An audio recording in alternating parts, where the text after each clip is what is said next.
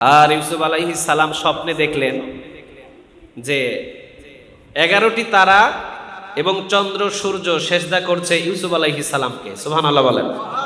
এই যে স্বপ্নে দেখলেন, এই স্বপ্নের ব্যাখ্যাটা যখনই এটা প্রকাশ করলেন, তখন বাকি 10 জন ভাইয়ের মাথা এলোমেলো হয়ে গেল। হাই হাই, 11টি তারা মানে আমরা 11টা ভাই। তখন ইউসুফ আলাইহিস সালামের ছোট ভাইয়ের জন্ম হয়েছে বনিয়ামিনের। ইউসুফ আলাইহিস সালামের ছোট ভাইয়ের নাম ছিল বনিয়ামিন। তো ইউসুফ আলাইহিস সালাম যখন জন্ম নেন তখন ছিলেন 11 ভাই। ইউসুফ আলাইহিস সালামের ভাই যখন জন্ম নেয় তখন হলো কয় ভাই? সবাই বলেন কয় ভাই? 12 ভাই। ইউসুফ আলাইহিস সালাম যখন জন্ম নেয় তখনই 11। আর ইউসুফ আলাইহিস সালামের পরে যে ভাইটা জন্ম নিলেন বনিয়ামিন, তখন হলো কত? 12 জন। যখন উনি স্বপ্নে দেখলেন যে আব্বু আমি স্বপ্নে দেখলাম 11টি তারা আমাকে সেজদা করছে, আর একটা চন্দ্র আর একটা সূর্য আমাকে সেজদা করছে। ইয়াকুব আলাইহিস সালাম বললেন, বাবা তুমি উচ্চ মাকামে পৌঁছে যাবে। এই স্বপ্নের ব্যাখ্যাটা হলো আল্লাহ তোমাকে আমার চাইতেও উচ্চ মাকাম দান করবে। আলহামদুলিল্লাহ বলেন। উনি বুঝে ফেললেন যে এটাই পয়গম্বর, কারণ 11টি ভাই, এইটা হবে তারা। এই 11টি ভাই তাকে সেজদা করতে হবে। আর চন্দ্র সূর্য মানে ইয়াকুব আলাইহিস সালাম চন্দ্র অথবা সূর্য, আর ইয়াকুব আলাইহিস সালামের বিবি হবেন হয় চন্দ্র হয় সূর্য, এই 2 জন চন্দ্র সূর্য। আর বাকি 11টি ভাই হবেন তারা।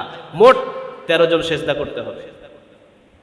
উনি যখন এই স্বপ্নের ব্যাখ্যাটা দিয়ে দিলেন, এই ব্যাখ্যাটা যখনই শুনতে পেলেন বাকি 10 জন, মেজাজটা ভালো ছিল না গরম ছিল? ভালো ছিল না গরম ছিল?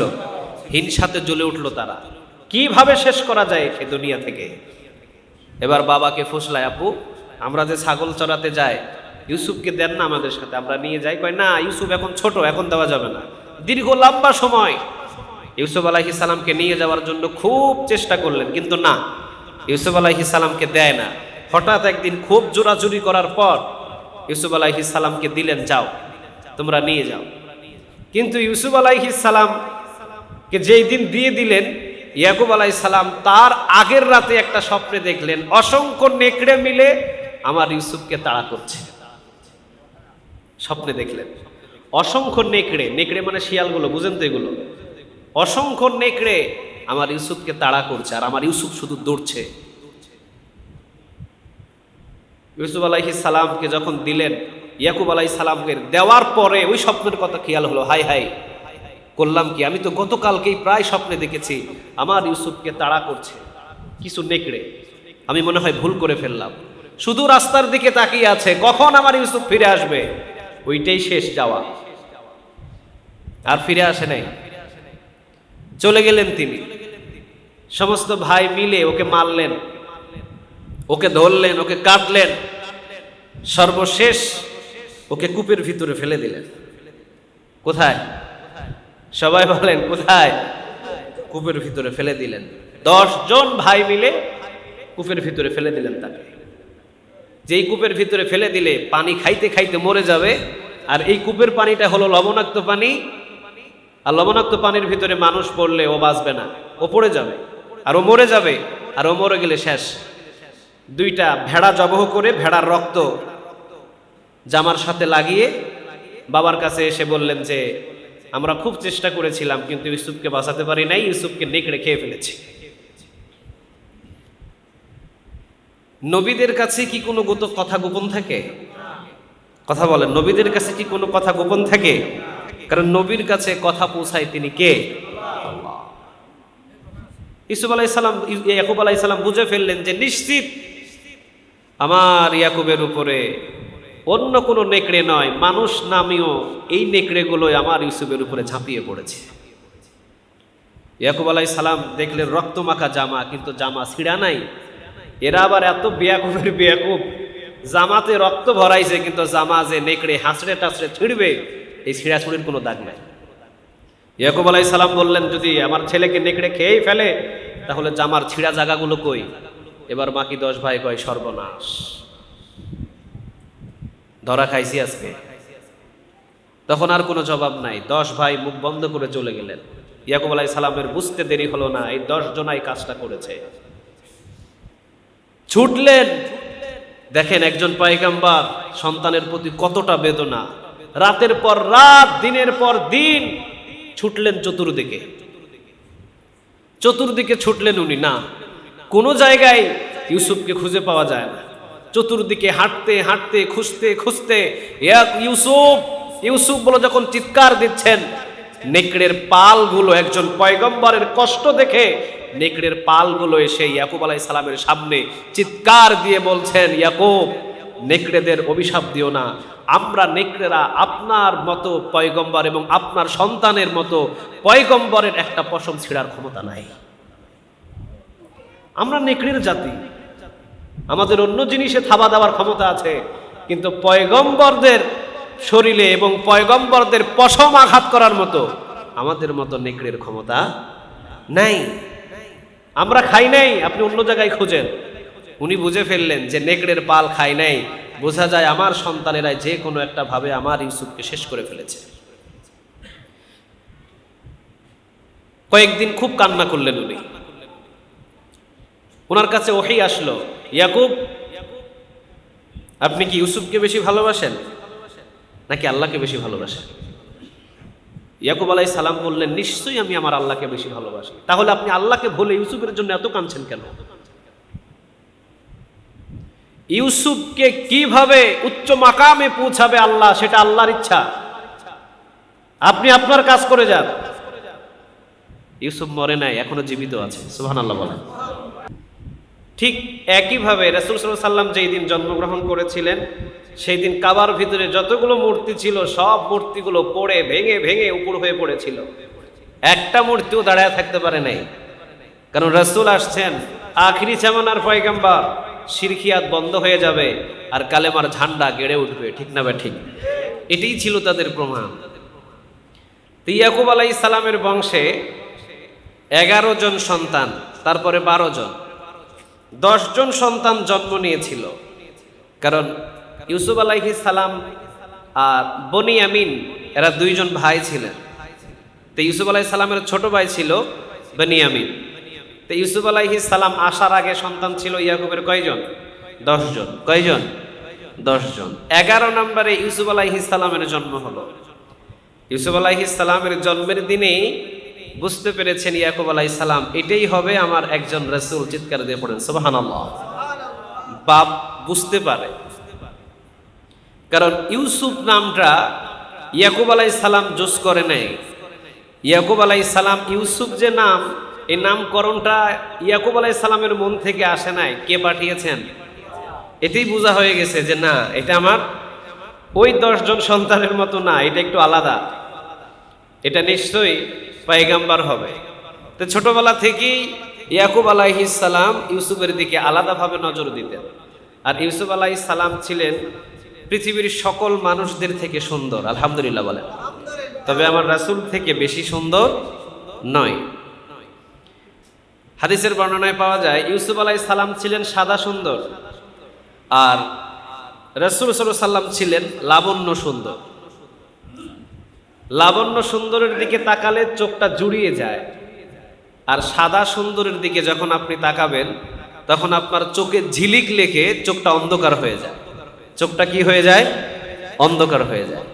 ইউসুফ আলাইহিস সালামের চেহারা দেখে পেট ভরতো না, কিন্তু আমার রাসূলের চেহারা দেখে খাবারের কথা ভুলে যেত।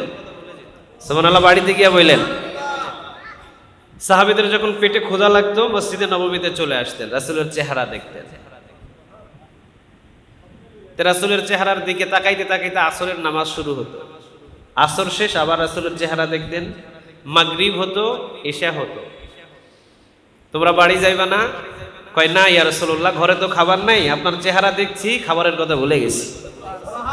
তো এই ছিল আমার রাসূলের চেহারার লাবণ্য, মানে রাসূলের চেহারা দেখলে খাবারের কথা ভুলে যেত। আর ইউসুফ আলাইহিস সালামের চেহারা ছিল সাদা সুন্দর, যেটা দেখলে চোখের জ্যোতি হারিয়ে যেত আর তাকাতে পারতো না, এত সুন্দর ছিলেন।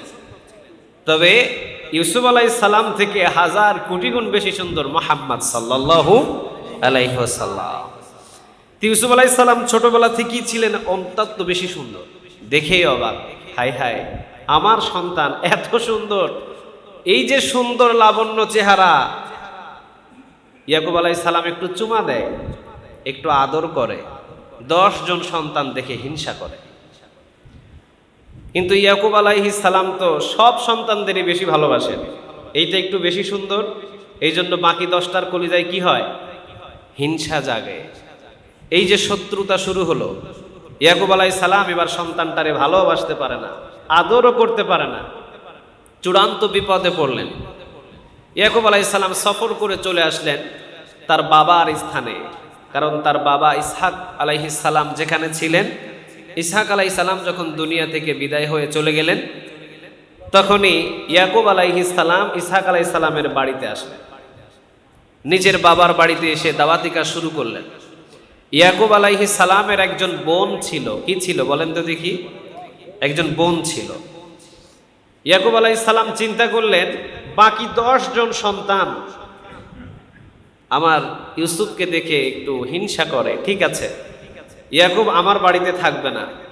ইয়াকুবকে দিয়ে দিলেন নিজের বোনের কাছে লালন পালন করার জন্য। নিজের বোনের কাছেই লালন পালন হয়। আর ইয়াকুব আলাইহিস সালামের বোন দেখেই চিনে ফেলেছে এই ইউসুফ এটা সাধারণ ব্যক্তি না, এইটা নিশ্চয়ই পয়গম্বর হবে। আর এই পয়গম্বরের খেদমত যদি আমি করে যেতে পারি, আমার জীবনটা সফল হয়ে যাবে। আলহামদুলিল্লাহ বলে ওনার বোন রাজি হয়ে গেল। ইয়াকুব আলাইহিস সালামের বোনের কাছে লালন পালন হলো। দীর্ঘদিন লালন পালন করতে পারলেন না তিনি বৃদ্ধ হয়ে তিনিও ইন্তেকাল করলেন, চলে গেলেন তিনি বিদায় হয়ে। ইব্রাহিম আলাইহিস সালামকে জান্নাতি একটা পোশাক দিয়েছিলেন আল্লাহ সুবহানাহু ওয়া তাআলা। ইব্রাহিম আলাইহিস সালামের কাছে জান্নাতি একটা পোশাক ছিল। ওই পোশাকটা পেয়েছিলেন ইসহাক আলাইহিস সালাম। ইসহাক আলাইহিস সালামের কাছ থেকে ওই পোশাকটা পেয়েছিলেন ইয়াকুব আলাইহিস সালাম। ইয়াকুব আলাইহিস সালাম থেকে ওই পোশাকটা যখন ইউসুফ আলাইহিস সালামকে দিয়ে দিলেন, বাকি 10 জন সন্তানের মাথা ঘিরে গেল। হাই হাই, এই জামা তো আমাদের ভিতরে কারো পাওয়া দরকার, কিন্তু আমরা পেলাম না, পেয়ে গেল ইউসুফ আলাইহিস সালাম। নিশ্চিত ইউসুফ আলাইহিস সালাম পয়গম্বর হবে। এই যে হিংসা শুরু হলো তার ভিতরে, কঠিন থেকে কঠিন হিংসা জন্ম নিল। এখন ইউসুফকে দুনিয়া থেকে শেষ করবে কিভাবে, এই চিন্তায় 10 জন ভাই একত্রিত। কয়জন? সবাই বলেন কয়জন? 10 জন। আচ্ছা, 10 জন ভাই একত্রিত, 10 জনের বুদ্ধি কৌশল ইউসুফ আলাইহিস সালামকে হত্যা করার জন্য। আর ইউসুফ আলাইহিস সালামের পক্ষে আছেন আল্লাহ সুবহানাহু ওয়া তাআলা। তে পাওয়ারটা কি 10 জন ভাইয়ের বেশি না ইউসুফের বেশি? বুদ্ধি দিয়ে বলেন, পাওয়ারটা কি 10 জন ভাইয়ের বেশি না ইউসুফ আলাইহিস সালামের বেশি? কারণ ইউসুফ আলাইহিস সালামের সাথে পাওয়ার আছে কার? আরো জোরে বলেন কার? বুঝে নেবেন, পৃথিবীর সব শক্তি যদি আপনার বিরোধিতে চলে যায়, আপনার সাথে যদি আল্লাহ থাকে, কোনো শক্তির আপনার প্রয়োজন নাই। এটাই এনাফ। এখান থেকে এই জিনিসটা শিক্ষা নেবেন। পরিবারের সবাই আপনার বিরোধিতা করছে, করুক, কিন্তু আপনি যদি আল্লাহর হুকুম মতো অটলে থাকেন, আর আল্লাহ যদি আপনার সাথে থাকে, আপনার 4 আনা পরিমাণ কোনো ক্ষতি পৃথিবীর কেউ করতে পারবে না। ইউসুফ আলাইহিস সালামকে মারার জন্য খুব চেষ্টা, না, কোনোভাবেই মারতে পারে না। আর ইউসুফ আলাইহিস সালাম স্বপ্নে দেখলেন যে 11টি তারা এবং চন্দ্র সূর্য সেজদা করছে ইউসুফ আলাইহিস সালামকে। সুবহানাল্লাহ বলেন। এই যে স্বপ্নে দেখলেন, এই স্বপ্নের ব্যাখ্যাটা যখনই এটা প্রকাশ করলেন, তখন বাকি 10 জন ভাইয়ের মাথা এলোমেলো হয়ে গেল। হাই হাই, 11টি তারা মানে আমরা 11টা ভাই। তখন ইউসুফ আলাইহিস সালামের ছোট ভাইয়ের জন্ম হয়েছে, বনিয়ামিনের। ইউসুফ আলাইহিস সালামের ছোট ভাইয়ের নাম ছিল বনিয়ামিন। তে ইউসুফ আলাইহিস সালাম যখন জন্ম নেন তখন ছিলেন 11 ভাই। ইউসুফ আলাইহিস সালামের ভাই যখন জন্ম নেয় তখন হলো কয় ভাই? সবাই বলেন কয় ভাই? 12 ভাই। ইউসুফ আলাইহিস সালাম যখন জন্ম নেয় তখনই 11। আর ইউসুফ আলাইহিস সালামের পরে যে ভাইটা জন্ম নিলেন বনিয়ামিন, তখন হলো কত? 12 জন। যখন উনি স্বপ্নে দেখলেন যে আব্বু আমি স্বপ্নে দেখলাম 11টি তারা আমাকে সেজদা করছে, আর একটা চন্দ্র আর একটা সূর্য আমাকে সেজদা করছে, ইয়াকুব আলাইহিস সালাম বললেন, বাবা তুমি উচ্চ মাকামে পৌঁছে যাবে। এই শব্দের ব্যাখ্যাটা হলো আল্লাহ তোমাকে আমার চাইতেও উচ্চ মাকাম দান করবে। আলহামদুলিল্লাহ বলেন। উনি বুঝে ফেললেন যে এটাই পয়গম্বর, কারণ 11টি ভাই, এইটা হবে তারা, এই 11টি ভাই তাকে সেজদা করতে হবে।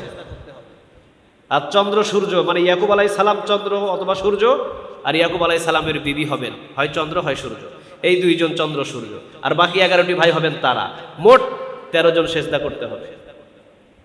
উনি যখন এই স্বপ্নের ব্যাখ্যাটা দিয়ে দিলেন, এই ব্যাখ্যাটা যখনই শুনতে পেলেন বাকি 10 জন, মেজাজটা ভালো ছিল না গরম ছিল? ভালো ছিল না গরম ছিল? হিংসাতে জ্বলে উঠলো তারা, কিভাবে শেষ করা যায় একে দুনিয়া থেকে। এবার বাবাকে ফুসলায়, আপু আমরা যে ছাগল চড়াতে যাই, ইউসুফকে দেন না আমাদের সাথে, আমরা নিয়ে যাই। কয় না, ইউসুফ এখন ছোট, এখন দেওয়া যাবে না। দীর্ঘ লম্বা সময় ইউসুফ আলাইহিস সালামকে নিয়ে যাওয়ার জন্য খুব চেষ্টা করলেন, কিন্তু না, ইউসুফ আলাইহিস সালামকে দেয় না। হঠাৎ একদিন খুব জোরাজুরি করার পর ইউসুফ আলাইহিস সালামকে দিলেন, যাও তোমরা নিয়ে যাও। কিন্তু ইউসুফ আলাইহিস সালামকে যেই দিন দিয়ে দিলেন, ইয়াকুব আলাইহিস সালাম তার আগের রাতে একটা স্বপ্নে দেখলেন অসংখ্য নেকড়ে মিলে আমার ইউসুফকে তাড়া করছে। স্বপ্নে দেখলেন অসংখ্য নেকড়ে, নেকড়ে মানে শিয়ালগুলো, বুঝেন তো এগুলো, অসংখ্য নেকড়ে আমার ইউসুফকে তাড়া করছে, আর আমার ইউসুফ শুধু দৌড়ছে। ইউসুফ আলাইহিস সালামকে যখন দিলেন, ইয়াকুব আলাইহিস সালামকে দেওয়ার পরে ওই স্বপ্নের কথা খেয়াল হলো, হাই হাই করলাম কি, আমি তো গতকালকেই প্রায় স্বপ্নে দেখেছি আমার ইউসুফকে তাড়া করছে কিছু নেকড়ে, আমি মনে হয় ভুল করে ফেললাম। শুধু রাস্তার দিকে তাকিয়ে আছে, কখন আমার ইউসুফ ফিরে আসবে, ওইটাই শেষ যাওয়া, আর ফিরে আসে নাই। চলে গেলেন তিনি। সমস্ত ভাই মিলে ওকে মারলেন, ওকে ধরলেন, ওকে কাটলেন, সর্বশেষ ওকে কূপের ভিতরে ফেলে দিলেন। কোথায়? সবাই বলেন কোথায়? কূপের ভিতরে ফেলে দিলেন। 10 জন ভাই মিলে কূপের ভিতরে ফেলে দিলেন তাকে। যেই কূপের ভিতরে ফেলে দিলে পানি খাইতে খাইতে মরে যাবে, আর এই কূপের পানিটা হলো লবণাক্ত পানি, আর লবণাক্ত পানির ভিতরে মানুষ পড়লে ও বাঁচবে না, ও পড়ে যাবে, আর ও মরে যাবে, আর ও মরে গেলে শেষ। 2টা ভেড়া জবহ করে ভেড়ার রক্ত জামার সাথে লাগিয়ে বাবার কাছে এসে বললেন যে আমরা খুব চেষ্টা করেছিলাম কিন্তু ইউসুফকে বাঁচাতে পারি নাই, ইউসুফকে নেকড়ে খেয়ে ফেলেছে। নবীদের কাছে কি কোনো কথা গোপন থাকে? কথা বলেন, নবীদের কাছে কি কোনো কথা গোপন থাকে? কারণ নবীর কাছে কথা পৌঁছায় তিনি কে? আল্লাহ। ইউসুফ আলাইহিস সালাম, ইয়াকুব আলাইহিস সালাম বুঝে ফেললেন যে নিশ্চিত আমার ইয়াকুবের উপরে অন্য কোনো নেকড়ে নয়, মানুষ নামীয় এই নেকড়েগুলোই আমার ইউসুফের উপরে ঝাঁপিয়ে পড়েছে। ইয়াকুব আলাইহিস সালাম দেখলেন রক্তমাখা জামা, কিন্তু জামা ছিঁড়া নাই। এরা আবার এত বেয়াকুবের বেয়াকুব, জামাতে রক্ত ভরাইছে কিন্তু জামা যে নেকড়ে হাঁচড়ে টাচড়ে ছিঁড়বে, এই ছিঁড়াছুড়ির কোনো দাগ নাই। ইয়াকুব আলাইহিস সালাম বললেন, যদি আমার ছেলেকে নেকড়ে খেয়েই ফেলে তাহলে জামার ছিঁড়া জায়গাগুলো কই? এবার বাকি 10 ভাই কয় সর্বনাশ, ধরা খাইছি আজকে। তখন আর কোনো জবাব নাই, 10 ভাই মুখ বন্ধ করে চলে গেলেন। ইয়াকুব আলাইহিস সালামের বুঝতে দেরি হলো না, এই 10 জনাই কাজটা করেছে। ছুটলেন, দেখেন একজন পয়গম্বর সন্তানের প্রতি কতটা বেদনা, রাতের পর রাত দিনের পর দিন ছুটলেন চতুর্দিকে, চতুর্দিকে ছুটলেন উনি, না কোনো জায়গায় ইউসুফকে খুঁজে পাওয়া যায় না। চতুর্দিকে হাঁটতে হাঁটতে খুঁজতে খুঁজতে ইউসুফ ইউসুফ বলে যখন চিৎকার দিচ্ছেন, নেকড়ের পালগুলো, একজন পয়গম্বরের কষ্ট দেখে নেকড়ের পালগুলো এসে ইয়াকুব আলাইহিস সালামের সামনে চিৎকার দিয়ে বলছেন, ইয়াকুব নেকড়েদের অভিশাপ দিও না, আমরা নেকড়েরা আপনার মতো পয়গম্বর এবং আপনার সন্তানের মতো পয়গম্বরের একটা পশম ছিঁড়ার ক্ষমতা নাই। আমরা নেকড়ের জাতি, আমাদের অন্য জিনিসে থাবা দেওয়ার ক্ষমতা আছে, কিন্তু পয়গম্বরদের শরীরে এবং পয়গম্বরদের পশম আঘাত করার মতো আমাদের মতো নেকড়ের ক্ষমতা নাই। আমরা খাই নাই, আপনি অন্য জায়গায় খুঁজেন।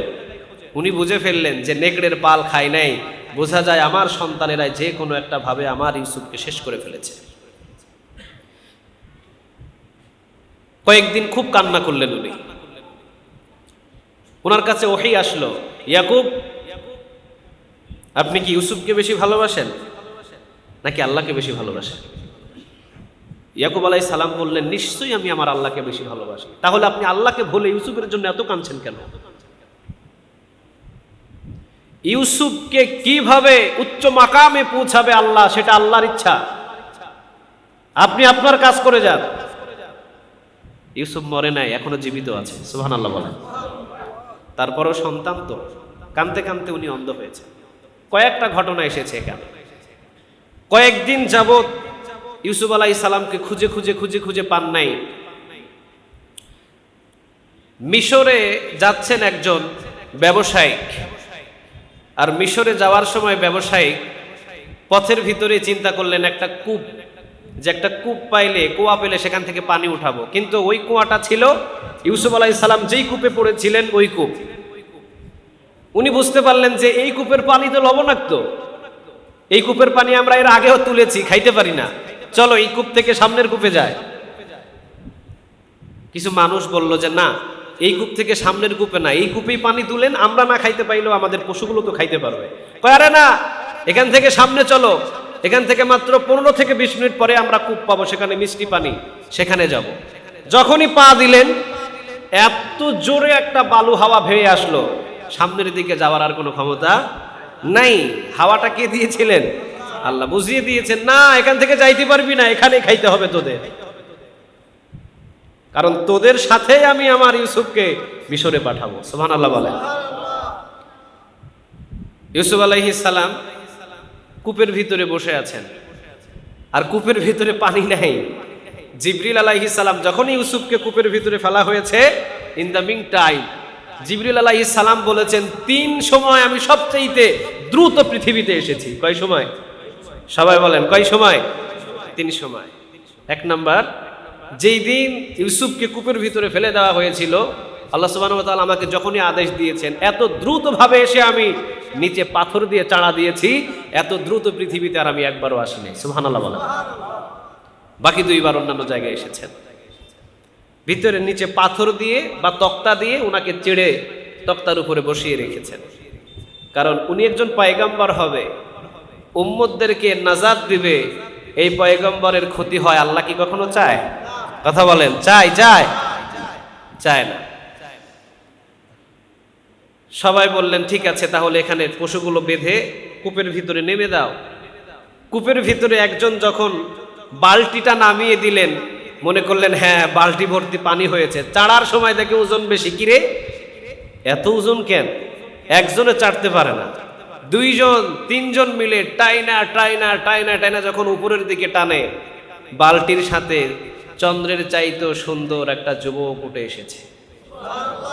সবাই অবাক, সর্বনাশ, জীবনে বহু মানুষ দেখেছি, এটা মানুষ নাকি ফেরেশতা বোঝাই যায় না। ওরা অবাক হয়ে গেলেন দেখে, 5টা মিনিট চোখটাকে জোড়াইতে পারে নাই, এত সুন্দর চেহারা, কে এটা? আর কূপের ভিতর থেকে আসলো এখানে। যেই দিন কূপ থেকে ইয়াকুব আলাইহিস সালাম, ইউসুফ আলাইহিস সালামকে উঠানো হয়েছিল, ওই দিনটা ছিল 10 মুহররম। ওই দিনটা ছিল কি? 10 মুহররম। মানে কূপ থেকে ইউসুফকে বাঁচায়া দিল, একজন নবীকে বিজয় লাভ করালেন কে? আল্লাহ।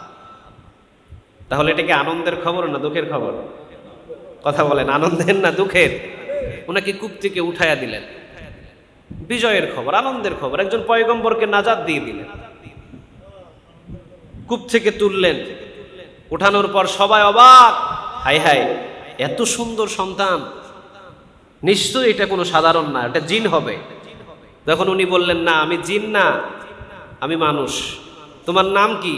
নাম বলে না, কারণ নাম বললেই ঝামেলা আছে, নাম বললেই ঝামেলা হবে। উনি নাম বলে না। একটু 2 পর এরপরে উনি এবার নাম বললেন যে আমার নাম ইউসুফ। আচ্ছা তোমার নাম ইউসুফ, তোমার পিতার নাম কি? আর কোনো উত্তর নাই, কারণ পিতার নাম বললে ঝামেলা আছে না নাই? পিতার নাম বললেই ঝামেলা আছে। শুধু ইউসুফ নিজের নাম বললেন, এরপরে বললেন আমি পথযাত্রী, বাস এতটুকুই, আর কোনো কথা নাই। লম্বা ঘটনা। সেখানে 10 ভাই দূর থেকে আসলেন। 10 ভাই দূর থেকে আসার পর এবারে ওদের সাথে বললেন যে এটা আমাদের গোলাম, আমাদের গোলামকে কোথায় নিয়ে যাও? ওই তোমাদের গোলাম, আমরা একে কূপ থেকে তুলেছি। কয় হ্যাঁ আমরাই কূপে তাকে ফেলেছি, আমরা তাকে বাড়ি নিয়ে যেতে চাই না, কিন্তু এটা আমাদের গোলাম, আমাদের গোলামকে আমরা বিক্রি করব যদি আপনারা আমার কাছ থেকে কিনে নেন। 10 ভাই মিলে, লম্বা ঘটনা এগুলো, 10 ভাই মিলে গোলাম আকারে একজন পয়গম্বরকে বিক্রি করলেন। গোলামের স্বীকৃতি দিয়ে একজন পয়গম্বরকে 10 ভাই মিলিতভাবে তারা বিক্রি করে দিলেন তাকে, অল্প কয়েকটা দিরহামের বিনিময়ে। 10 ভাই তাকে বিক্রি করে দিয়ে 10 ভাই চলে গেলেন বাড়ির দিকে। আর ইউসুফ আলাইহিস সালাম ছুটলেন মিশরের দিকে। মিশরের বাজারে যখন তুলেছে তাকে বিক্রি করার জন্য, হাজার হাজার মানুষ কিনার জন্য না দেখার জন্য উপস্থিত। কিনার জন্য না দেখার জন্য। কি বানাইছে আল্লাহ তারে! আজকে হলিউড বলিউডের নায়ক আর নায়িকাদের দেখে সবাই পাগল হয়ে যায়। আরে কয়জন পাগল হয়েছে, কি পাগল হয়েছে! আর বিশ্বের ভিতরে সৌন্দর্য তো দেখিয়ে গেছেন ইউসুফ আলাইহিস সালাম, ঠিক না বেটি? আল্লাহ দেখিয়ে দিয়েছেন সৌন্দর্য কাকে বলে। হাজার হাজার মানুষ উপস্থিত। জুলেখার স্বামী আজিজে মিশরের কানের ভিতরে খবর গেল মিশরের বাজারে একজন সন্তান এসেছে, যাকে দেখার জন্য হাজার মানুষ উপস্থিত হয়েছে। উনি স্বর্ণ মুদ্রাগুলো নিয়ে সেখানে উপস্থিত হয়ে উনিও পাগল। হাই হাই, 1000 গোলাম কিনার টাকা দিয়ে উনি একজনকে ক্রয় করেছেন। সুবহানাল্লাহ। ওই সময় 1000 গোলাম কিনা যেত। ইউসুফ আলাইহিস সালামকে যেই মূল্য দিয়ে কি ক্রয় করেছেন তিনি। ইউসুফ আলাইহিস সালামকে সেখান থেকে নিয়ে গেলেন। সেখান থেকে নিয়ে যাওয়ার পর লম্বা ঘটনা। এখানে জুলেখার বাড়িতেই তিনি মানুষ হলো, জুলেখার বাড়িতেই তিনি মানুষ হলেন। লাস্ট জুলেখা দেখেও পাগল হয়ে গেল ইউসুফকে। এখন খারাপ কিছু কাজ করার জন্য ইউসুফকে অফার দিলেন, কিন্তু পয়গম্বর কি খারাপ কাজ করতে পারে? কথা বলেন, করতে পারে? কারণ ইউসুফ আলাইহিস সালাম বলেছিলেন যে জুলেখা আপনি কাকে বেশি ভালোবাসেন? জুলেখা বললেন, এখন আজিজে মিশরকেও আমি বেশি ভালোবাসি না, আমার কোনো বান্ধবীকেও আমি বেশি ভালোবাসি না। এখন জুলেখা শুধুমাত্র ইউসুফকে বেশি ভালোবাসে। আর ইউসুফ বললেন, আমি আপনাকেও বেশি ভালোবাসি না, আমি আপনার এই রাজপ্রাসাদটাকেও বেশি ভালোবাসি না। আমি ইউসুফ আপনার চাইতে, আপনার রাজপ্রাসাদের চাইতে আমি আল্লাহকে বেশি ভালোবাসি। তা আমি যদি আমার আল্লাহকে বেশি ভালোবাসি, আমার আল্লাহ আপনার সাথে খারাপ কাজ করলে নারাজ হবে, এমন কাজ ইউসুফ জীবন দিবে কিন্তু করতে পারে না। সব কথা যখন দিয়ে দিলেন, এখানে অনেক ঘটনা চলে আসলো। ইউসুফ আলাইহিস সালাম ঘর থেকে বাহির হতেই আজিজে মিশরের হাতের ভিতরে ধরা পড়ে গেলেন। আজিজে মিশর তো অনেক রাগান্বিত হলেন। পরে কিসির নামের একজন ছোট্ট বাচ্চার মাথায় হাত বুলিয়ে দিলেন আর বলে দিলেন, আসলে ইউসুফ দোষী নয়, দোষী ছিলেন জুলেখা। দোষী কে ছিলেন? জুলেখা। কিন্তু সমাজের ভিতরে অশান্তি সৃষ্টি হলো। ইউসুফ আলাইহিস সালামকে পাঠিয়ে দিলেন কারাগারে। কোথায় পাঠালেন? সবাই বলেন কোথায়? কারাগারে। উনি কারাগারে গেলেন। লম্বা সময় পর্যন্ত উনি কারাগারে ছিলেন। কারাগারের ভিতরে উনি তাবলীগী কাজ শুরু করলেন। কি কাজ? কি কাজ? তাবলীগী কাজ শুরু করলেন, মানে দাওয়াতি কাজ শুরু করলেন তিনি। সেখান থেকেই দাওয়াতি কাজ শুরু হলো। লম্বা সময় তিনি যখন দাওয়াতি কাজ শুরু করলেন, মিশরের রাজপ্রাসাদ থেকে 2 জন কয়েদি ওই জেলখানার ভিতরে গেল। কয়জন? 2 জন। একজন বলে তুই দোষী, আরেকজন বলে না আমি না, তুই দোষী। এইটাই তাদের মুখের শব্দ ছিল, আর কোনো শব্দ ছিল না। এ বলে তুই দোষী, ও বলে না তুই দোষী। ইউসুফ আলাইহিস সালাম তাদেরকে ডাকলেন। ডাকার পরে বললেন যে তোমরা একজন আর একজনকে দোষী করছো কেন? কয় আমি দোষী না, সে দোষী। সে বলছে তুই দোষী, আমি দোষী না। তোমরা একজন আর একজনকে কেন দোষী করছো? এবার বলে উঠল যে আমি আমার বাদশার মদ দেওয়ার জন্য আমি মেহনত, অর্থাৎ আমার বাদশার মদ আমি তৈরি করি। বাদশা যখনই আমার কাছ থেকে মদ চাই, তখন আমি বাদশার পাশেই দাঁড়িয়ে থাকি, মদ ঢেলে নিই। ও আমাকে লোভ দেখিয়েছে টাকা সম্পদের, বাদশার মদের সাথে বিষ মিশিয়ে দেওয়ার জন্য, কিন্তু আমি বিষ মিশাই নাই। আর ও ছিল আমাদের বাদশার বাবুর্চি। ও বাবুর্চি ছিল, ও খাবারের ভিতরে ঠিক বিষ মিশ্রিত করেছে। আমরা 2 জনে মিলেই বাদশাকে মারার জন্য প্ল্যান করেছিলাম, কিন্তু আমি আমার মদে বিষ মিশাই নাই, ও আর খাবারে বিষ মিশিয়েছিল। কিন্তু খাবারের আগেই বাস এটা জানাজানি হয়ে গেছে। এই জন্য 2 জনকে পাঠানো হয়েছে জেলখানায়। রাতের বেলা যখন এই 2 কয়েদি ঘুমালেন, তখন রাতের বেলা 2 জনে 2টা খোয়াব দেখলেন, স্বপ্ন দেখলেন। কয়জন? 2 জনে কয়টা? 2টা। একজন দেখলেন আঙ্গুর চিপে চিপে ওই আঙ্গুর গ্লাসের ভিতরে নিয়ে বাদশাকে পান করাচ্ছে। আরেকজন দেখলেন মাথার ভিতরে সে রুটি নিয়ে আছে, আর কিছু কাক আর চিলগুলো এসে রুটিগুলো ছিঁড়ে ছিঁড়ে ছিঁড়ে ছিঁড়ে নিয়ে যায় আর ফেলে দেয় বা খায়। দুইজনে দুই রকমের স্বপ্ন দেখলেন। সকালবেলা দুইজনেই খুব টেনশন, মারাত্মক টেনশন, কে আমাদের এই স্বপ্নের ব্যাখ্যা করতে পারে।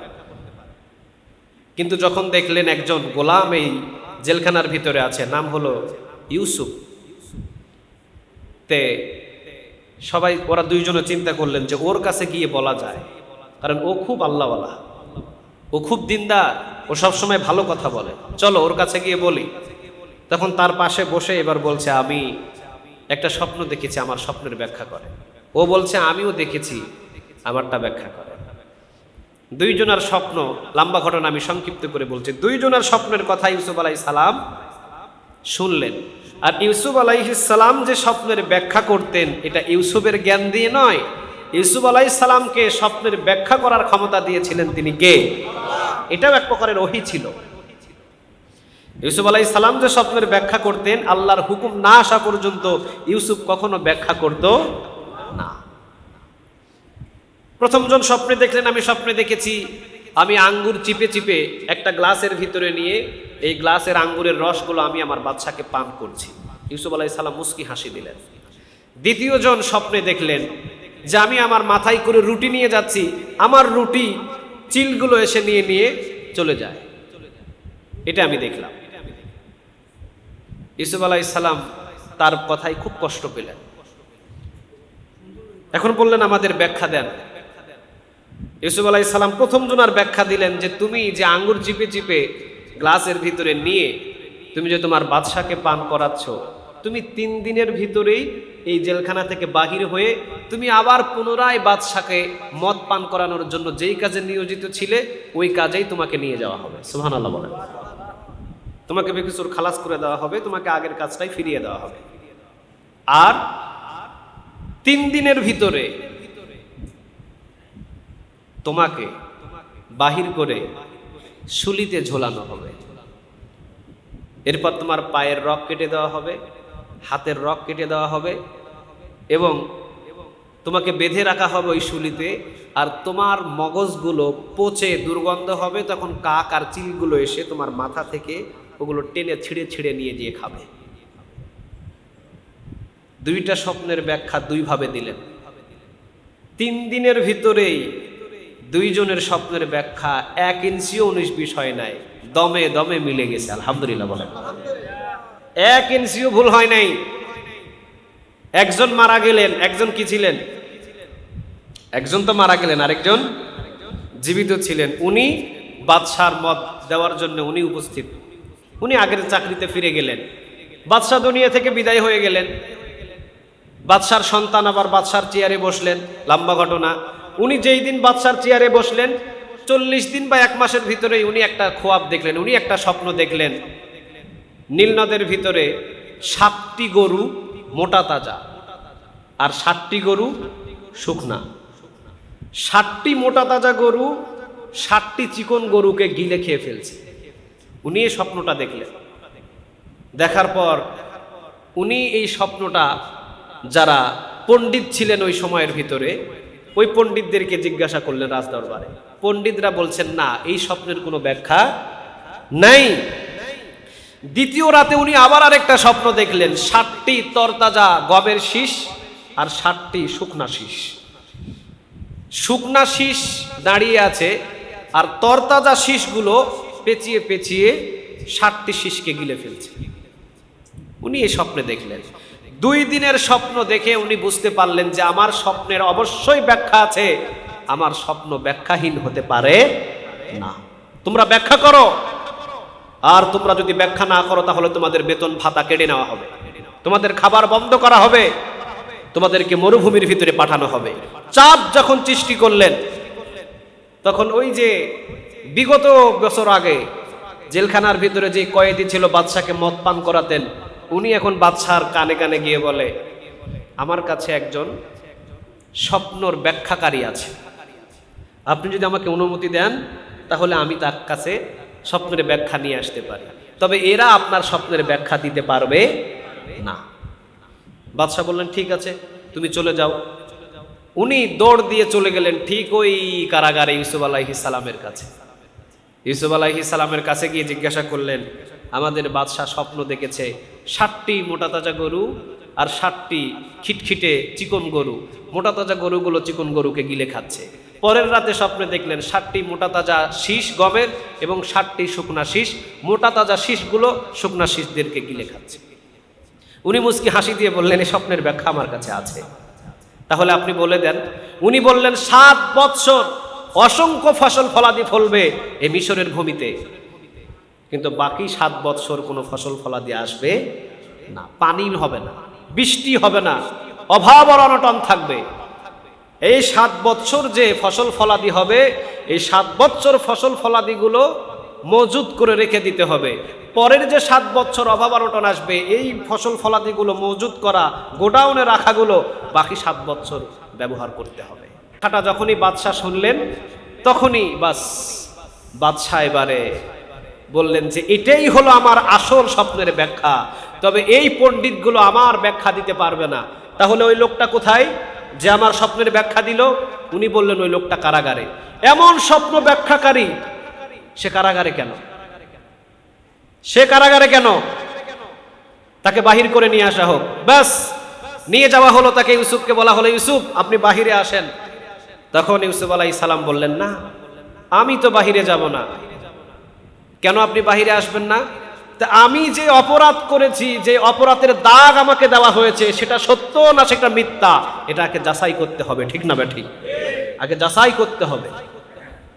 আমাকে সেই দিন বলা হয়েছিল যে জুলেখার দিকে আমি হাত বাড়িয়েছি, আমি বাড়িয়েছি না কে বাড়িয়েছে, এটাকে যাচাই করতে হবে। যাচাই না করা পর্যন্ত একজন আসামির বাহিরে কি সম্মান থাকতে পারে? আগে সেটা যাচাই করুন। লম্বা ঘটনা এটা। যাচাই করা হলো, আজিজে মিশরের দিকে তাকানো হলো। আজিজে মিশর এবার নিচের দিকে তাকিয়ে আছেন। আজিজে মিশর বললেন, হ্যাঁ ইউসুফ সৎ মানুষ ছিল, বুদ্ধিমান মানুষ ছিল, কিন্তু ইউসুফের উপরে আমরা জুলুম করেছি। বাদশা রেগে গেলেন, আপনি কেন জুলুম করলেন তার উপরে? সমস্ত মিশরের নারীদেরকে নিয়ে আসা হলো। সমস্ত মিশরের নারী এবং জুলেখাকে উপস্থিত করে আজিজে মিশরের ওয়াইফ অর্থাৎ জুলেখাকে কারাগারে দিয়ে দেওয়া।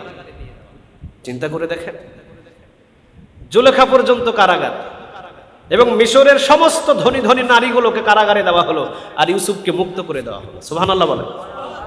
যেই দিন মুক্ত হলেন, কারাগার থেকে বাহির হলেন, সেই দিনটাও ছিল আশুরের 10 তারিখ। সেই দিনটাও ছিল আশুরার 10 তারিখ। আজিজে মিশর তিনি চলে গেলেন, অসুস্থ হলেন, তিনি মারা গেলেন। ইউসুফ আলাইহিস সালাম এসে দেখলেন জুলেখা সহ সবাই জেলখানায়। তিনি বললেন, না আমি তো তাদেরকে জেলখানা দিতে বলি নাই, আমি শুধু বলেছি সত্যটা উন্মোচন হোক। ইউসুফ দোষী না, জুলেখাই ছিল দোষী। জুলেখা সেটাকে স্বীকার করেনি, স্বীকার করে নিয়েছে জুলেখা। বাস এটা হয়ে গেছে, আপনি সমস্ত নারীদেরকে মাফ করে দেন। যখন ইউসুফ আলাইহিস সালাম সমস্ত মিশরের নারীদেরকে মাফ করে দিলেন, তখন বাদশার কলিজার ভিতরে জায়গা পেয়ে গেলেন ইউসুফ আলাইহিস সালাম, যে এমন মানুষই তো আমার এই চেয়ারে দরকার, যে হাজার কষ্ট পাওয়ার পরেও তাদেরকে মাফ করে দেয়। কাঁধের উপরে হাত দিয়ে বাদশাহ ইউসুফ আলাইহিস সালামকে বাদশার বাম পাশের চেয়ারে বসিয়ে দিলেন। লম্বা ঘটনা। বসিয়ে দিলেন, তাকে মন্ত্রী বানিয়ে দিলেন, শেষ পর্যন্ত মিশরের পুরা দায়িত্ব তাকে দিয়ে দিলেন। উনি এখন হয়ে গেলেন শেখ। জুলেখার স্বামী যে আজিজে মিশর ছিল, ওই দায়িত্বটা ইউসুফ আলাইহিস সালামকে দিয়ে দেওয়া হলো। সর্বশেষ বাবা তো কাঁদতে কাঁদতে ওইদিকে অন্ধ। বাবা কাঁদতে কাঁদতে কি হয়েছে? ইয়াকুব আলাইহিস সালাম অন্ধ হয়ে গেছে, চোখে আর দেখে না, চোখে পুরাটাই সাদা হয়ে গেছে। ইউসুফ আলাইহিস সালামের কাছে আদেশ আসলো আল্লাহর কাছ থেকে, যে ইউসুফ এখন তোমার বাবার সাথে মিলিত হতে হবে। তোমার বাবা বহু ধৈর্য ধারণ করেছে, এখন একটু মিলিত হতে হবে। আমি তোমাকে তোমার বাবার কাছে থেকে মিশরে এসে উচ্চ মাকাম চেয়ারে বসিয়েছি এজন্যই, কারণ তোমাকে যদি ওই জায়গায় রাখতাম, তোমার 10 ভাই তোমাকে কখনো এত উপরে উঠতে দিত না। আমি তোমাকে 10 ভাই থেকে আলাদা করে কূপের ভিতরে ফেলে সেখান থেকে নিয়ে এসে মিশরের উচ্চ মাকাম চেয়ারে বসিয়েছি, এটাই আমার উদ্দেশ্য ছিল। সুবহানাল্লাহ বলেন। লম্বা ঘটনা, যখন ইউসুফ আলাইহিস সালাম এবং ইয়াকুব আলাইহিস সালাম মিলিত হলো, যেই দিন মিলিত হলো, বাবা আর ছেলে দুইজন মিলে গলায় ধরে যেই দিন মিলিত হলো, সেই দিনটাও ছিল আশুরার ঠিক 10 তারিখ। আচ্ছা, সমস্ত ঘটনাগুলো এই 10 তারিখের ভিতরে ঘটেছে, তাহলে এগুলো কি সুসংবাদ নাকি দুঃসংবাদ? দুঃসংবাদ নাকি সুসংবাদ? ইউনুস আলাইহিস সালামকে মাছের পেট থেকে যেদিন বাহির করেছিলেন সেদিন ছিল আশুরার 10 তারিখ। মুসা আলাইহিস সালামকে যেই দিন ফিরাউনের কবল থেকে বাঁচিয়ে দিলেন সেই দিন ছিল আশুরার 10 তারিখ। এগুলো সব ছিল আশুরার 10 তারিখের ভিতরে, সম্পূর্ণ ছিল আল্লাহ সুবহানাহু ওয়া তাআলার সুসংবাদদাতা। সুসংবাদ দিয়েছেন তিনি এক একটা পয়গম্বরকে। এই জন্যই আশুরার 10 তারিখের যেই রোজাটা, এটা রমজান মাসের রোজা আসার আগে কি ছিল? সবাই বলেন না, কি ছিল? ফরজ ছিল। আফদালুস সিয়ামি বা'দা শাহরি রমাদান শাহরুল্লাহি মুহাররম। মুসলিম শরীফের বর্ণনায় রাসূল সাল্লাল্লাহু আলাইহি ওয়াসাল্লাম বলেন, রমজান মাসের রোজার পরেই স্থান হলো মুহররমের 10 তারিখের রোজা। সুবহানাল্লাহ বলেন। রমজান মাসের রোজার পরেই মুহররমের 10 তারিখের রোজার স্থান। তাহলে বোঝা গেল রমজানের পরেই যে রোজার স্থান, ওই রোজাটা আমরা কেউ ছাড়বো না। সিয়ামু ইয়াউমে আশুরা আহতাসিবু আলাল্লাহি আইয়ুকাফিরা সানাতাল্লাতী ক্বাবলাহু। মুসলিম শরীফের বর্ণনায় রাসূল সাল্লাল্লাহু আলাইহি ওয়াসাল্লাম বলেন, কেউ যদি এই গুরুত্বপূর্ণ রমজান মাসের পরেই যে রোজাটার স্থান, এই রোজাটা যদি কেউ গুরুত্বপূর্ণভাবে আদায় করে, তার 1 বছরের সগীরা গুনাহ আল্লাহ মাফ করে দেবে। কয় বছরের গুনাহ মাফ হবে? 1 বছরের গুনাহ। তবে রোজাটা আমরা রাখবো কিভাবে? রাসূল বললেন, সুমু আশুরা ওয়া খলিফু ফীহিল ইয়াহুদ সুমু ক্বাবলাহু ইয়াওমা ওয়া বা'দাহু ইয়াওমা। তবে তোমরা আশুরার যে 10 তারিখ রোজাটা করবে, এই রোজাটা তোমরা ইহুদিদের সাথে মিলিতভাবে রেখো না। তোমরা 9 তারিখ আর 10 তারিখ, অথবা 10 তারিখ আর 11 তারিখ, তোমরা 2টা করো। ইহুদিরা করে কয়টা? 1টা। তোমরা করো 2টা। আমি এই বছরে 1টা করলাম, তো আগামী বছর যদি আমি জীবিত থাকি তাহলে আমি থাকবো কয়টা? 2টা। কিন্তু রাসূলের সেই বছরে ওফাত হয়েছেন, পরের বছর তিনি আর রোজা রাখতে পারেন নাই, তিনি দুনিয়া থেকে বিদায় হয়ে গেছেন। তবে রাসূলের চিন্তা ছিল, চেতনা ছিল, আগামী বছর বেঁচে থাকলে কয়টা করবে? 2টা। তাহলে আমরা আশুরার রোজা কয়টা রাখবো? সবাই বলেন কয়টা? 2টা। তাহলে যতগুলো ঘটনা এই আশুরার 10 তারিখে ঘটেছে সব হলো আনন্দদায়ক। সমস্ত নবীদেরকে আল্লাহ বড় বড় বিপদ থেকে এই 10 তারিখে বাঁচিয়ে দিয়েছেন। তবে একটা হলো কষ্টদায়ক ঘটনা। সেই ঘটনাটা কোন ঘটনা বলেন দেখি? কারবালার ঘটনা। মারাত্মক কষ্টদায়ক একটা ঘটনা। আমি আজকে কারবালার ইতিহাসটা আবার পড়েছি। যেমন তো ছাত্র জীবনে তো অনেকবার পড়েছি, উস্তাদদের মুখে শুনেছি। আজকে যখন আমি এই কারবালার ঘটনাটা আমি পড়ছিলাম, আমার চিন্তা হলো যে ওই সময় ওই মানুষগুলো আসলে কি মানুষ ছিল নাকি পশু ছিল, আমার বুঝে আসলো না। আরে বনের পশুও তো রাসূল সাল্লাল্লাহু আলাইহি ওয়াসাল্লামকে সম্মান করেছে, ঠিক না বেটি? বনের পশু পর্যন্ত সম্মান করেছে। কিন্তু ওই মানুষগুলো কি ধরনের মানুষ ছিল, কি ধরনের তারা মানুষ ছিল যে রাসূল সাল্লাল্লাহু আলাইহি ওয়াসাল্লামের বংশধর আহলে বাইতের উপরে এতটা টর্চারিং করেছে, এতটা কষ্ট দিয়েছে। আমি অবাক হয়ে গেলাম। অথচ তাদের বসবাস ছিল মক্কায়, তাদের বসবাস ছিল মদিনায়, মক্কা মদিনার আশেপাশেই তাদের বসবাস। কিভাবে তারা এত বড় বড় দুর্ঘটনা কাজগুলো করে ফেলেছে, অবাক হয়ে যায়। আমরা আগামী জুমায় এই আলোচনাগুলো শুনবো ইনশাআল্লাহ। কারবালার আলোচনাটা আমরা আগামী জুমায় শুনবো। তবে আশুরার 10 তারিখের যে রোজা, এই রোজাটা আমরা রাখবো ইনশাআল্লাহ। আল্লাহ আমাদের সবাইকে রাখার তৌফিক দান করুক। আমরা বলি আমিন। যারা সুন্নাত আদায় করেন, সুন্নাত আদায়